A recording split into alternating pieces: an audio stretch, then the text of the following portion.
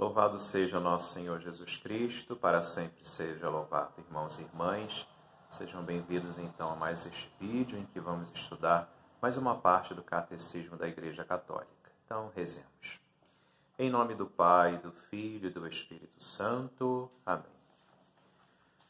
Criador inefável, Tu que és a fonte verdadeira da luz e da ciência, derrama sobre as trevas da minha inteligência um raio da Tua claridade. Dá-me inteligência para compreender, memória para reter, facilidade para aprender, sutileza para interpretar e graça abundante para falar. Meu Deus, semeia em mim a semente da Tua bondade. Faz-me pobre sem ser miserável, humilde sem fingimento, alegre sem superficialidade, sincero sem hipocrisia, que faça o bem sem presunção, que corrija o próximo sem arrogância, que admita a sua correção sem soberba, que a minha palavra e a minha vida sejam coerentes. Concede-me verdade das verdades, inteligência para conhecer-te, diligência para te procurar, sabedoria para te encontrar, uma boa conduta para te agradar, confiança para esperar em ti, constância para fazer a tua vontade. Orienta, meu Deus, a minha vida, concede-me saber o que tu me pedes e ajuda-me a realizá-lo para o meu próprio bem e o de todos os meus irmãos. Amém.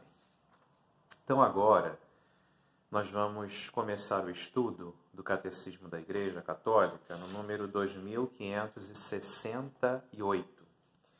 Então nesse número começa-se a refletir sobre a oração no Antigo Testamento, em que o Catecismo da Igreja Católica, a partir deste número, vai pegar vários personagens do Antigo Testamento e analisar, claro que de forma resumida, a relação deles com Deus e tirar para nós alguns elementos que podem nos ajudar a compreender as características da oração bíblica, né, da oração do povo de Deus, e que nós podemos tirar também como lições para cada um de nós. Bom, nesse número 2568, o Catecismo da Igreja Católica diz que, quando nós falamos de oração no Antigo Testamento, nós percebemos que essa vida de oração do crente, daquele que crê em Deus, ela tem essa característica de se colocar sempre entre a queda e o levantar-se, né? Porque a tudo aquilo que nós utilizamos para a nossa oração, para a nossa vida de oração, o conteúdo da nossa oração, a matéria que nós tiramos do dia a dia para transformar isso em oração, na verdade estão entre esses dois polos. Entre o homem que se reconhece pecador, se reconhece nessa trama da queda, do pecado de Adão e de Eva, que acabou trazendo, por causa da sua desobediência, consequências muito funestas, muito difíceis para nós, como filhos e filhas de Deus, que acabam nos impedindo, não nos impedindo, mas acabam colocando obstáculos para que nós encontremos o único e verdadeiro Deus, né? Mas, ao mesmo tempo, essa oração é aquela que, ao nos fazer reconhecedores de nossas misérias, nos dá a força suficiente para nos levantarmos. E essa característica da oração bíblica é muito importante para nós católicos, não é? Mesmo que seja do Antigo Testamento, mas faz parte da nossa herança católica, com certeza. Lembremos que o Concílio Vaticano II, ao estudar sobre a Sagrada Escritura nos seus documentos, falou para nós católicos que nós precisamos, e aqui eu estou fazendo só um adendo para a gente entender bem o que eu estou dizendo, nós precisamos ter a mesma reverência, tanto pelo Novo quanto pelo Antigo Testamento. Tudo é Sagrada Escritura, tudo fala de Deus, embora compreendamos o Antigo Testamento como uma preparação do povo de Deus para poder receber o único e verdadeiro Messias, né?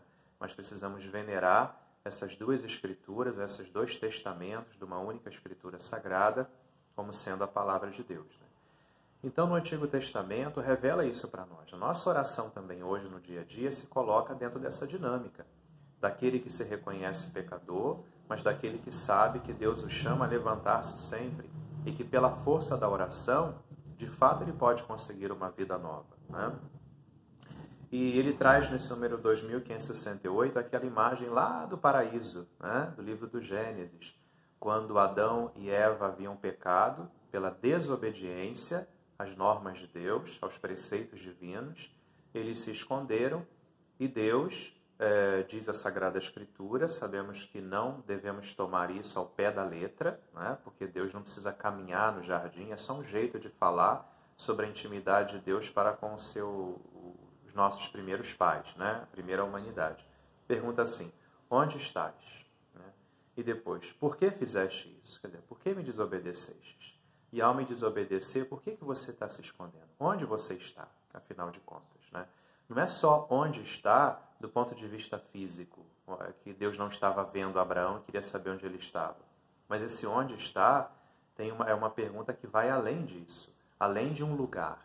Ele vai, onde está o seu espírito? Onde está o seu amor? Onde está a sua obediência? Onde está a sua humildade? Que eu te dei tudo, mas você rejeitou. Onde é que você está, afinal de contas? Onde está de contas? Onde está o teu coração?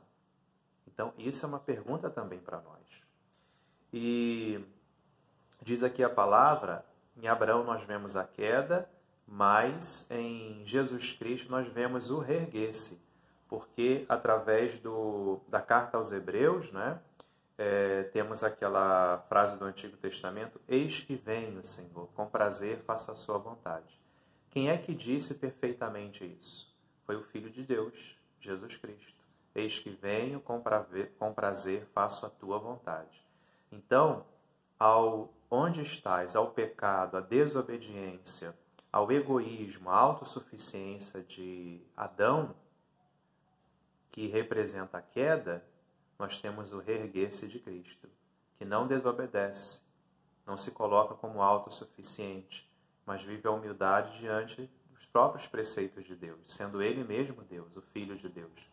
E Ele não diz, ele não se esconde do Pai. Ele diz, eis que venho. Agora Ele se mostra, para poder dizer para nós que esse é o caminho do crente. Não daquele que se esconde de Deus, mas daquele que reconhece os seus pecados e como Filho de Deus, a exemplo do Filho de Deus, e sendo o crente mesmo Filho de Deus, através do Filho Jesus, ele diz, eis que venho, Senhor, e quero aprender a fazer a tua vontade também com prazer.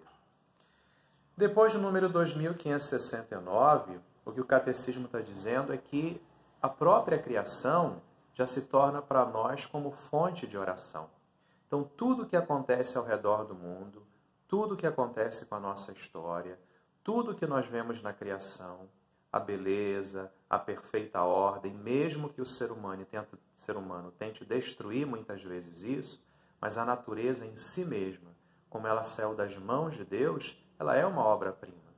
Contemplada de forma correta, protegida, amada, ela se torna também uma inspiração para que possamos elevar o nosso coração em oração até Deus. É isso que esse número está dizendo no Catecismo, né?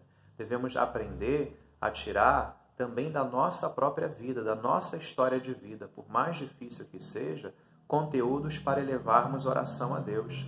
Que seja uma oração de súplica, que seja uma oração de pedido de socorro, uma oração de agradecimento, mas devemos aprender a fazer da nossa história de vida e de tudo aquilo que nos cerca também matéria para rezarmos no nosso dia a dia, né? E depois, logo no número seguinte, não vamos tocar agora, porque teremos um outro vídeo só sobre ele, começa a Sagrada Escritura a falar sobre um grande personagem do Antigo Testamento, que é Abraão. E Abraão é considerado o paradigma de todo crente. A vida de Abraão, os passos que Abraão deu para poder chegar a Deus, é exemplo também para nós, dos passos que todos nós precisamos dar para poder chegar a Deus, né? Mas isso falaremos no vídeo posterior.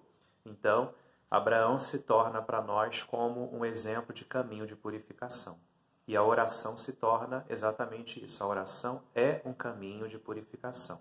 É um trilhar constante no reconhecimento das próprias limitações, de aceitar essas limitações, mas de não querer viver com elas, mas de na oração, junto com Cristo, com a força do Espírito, superá-las. Ave Maria, cheia de graça, o Senhor é convosco, bendita sois vós entre as mulheres e bendito o fruto do vosso ventre, Jesus. Santa Maria, Mãe de Deus, rogai por nós, pecadores, agora e na hora de nossa morte. Amém. Jesus, manso e humilde de coração, fazei o nosso coração semelhante ao vosso. Fiquem na paz de Deus.